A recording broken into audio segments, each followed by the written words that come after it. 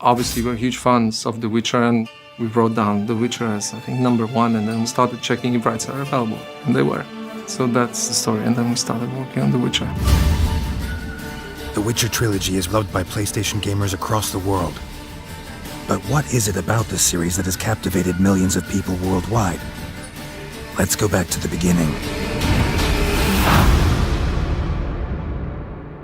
The first Witcher introduced the world to this man.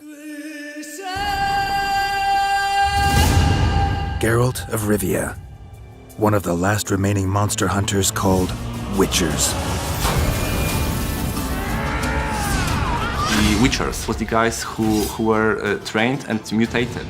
Geralt is one of the lucky few to have survived being subjected to a cocktail of potions and poisons from birth, granting him superhuman abilities and the privilege of being trained at Kaer Morhen, the last Witcher Academy.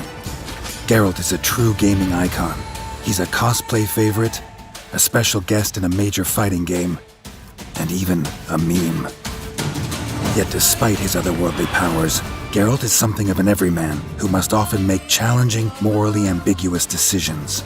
That, I think, is what allows gamers to sort of identify with him. From the start, the Witcher games have always been characterized by strong storytelling and immersion. CD Projekt Red is passionate about delivering the best emotional journey possible. Narrative has always played a very important part in our design process. It's always the basis from which we begin working on a game. Despite the critical and financial success of The Witcher, the financial crisis that hit Poland in 2008 almost stopped the adventures of Geralt in its tracks. But the company persevered, and The Witcher 2: Assassins of Kings emerged in 2011. The sequel was an improvement in every way. Combat was enhanced, graphics were improved, and the narrative consequences even more far-reaching.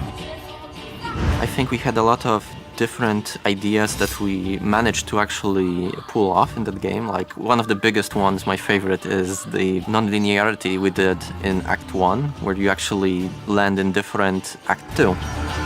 This game-changing branching narrative paid off in a big way, and gave the studio confidence to take things a step further with The Witcher 3, the conclusion to Geralt's epic tale. People would say that you could either have an open world game or you could have a nice linear story-driven experience, and we wanted to prove everyone wrong and say, no, we can do it. The Witcher 3 Wild Hunt marked Geralt's PlayStation debut and expanded the relatively linear experience of the first two games into an open-world adventure that lost none of its narrative ambition. To have an open world, such a robust, living world, on such a scale, with such attention to detail, that was, for me, a game changer. When I look at it from the perspective of a gamer, that was something that blew my mind, honestly. The choice to focus on Geralt's adopted family for the series' conclusion, rather than the larger political issues from the previous games, brought a new, more relatable side to his character that made him even more beloved by fans. After 9 years, Geralt was given the send-off he deserved. The culmination for me was Geralt getting a house in Toussaint and having a butler to do his interior decoration for him.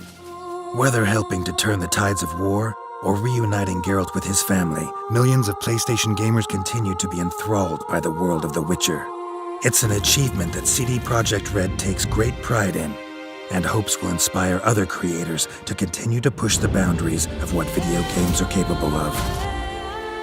I feel that we add the brick to the evolving of the whole industry, because I hope that more companies will go this direction and create more games which got more depth in the story, and the open world will be more meaningful.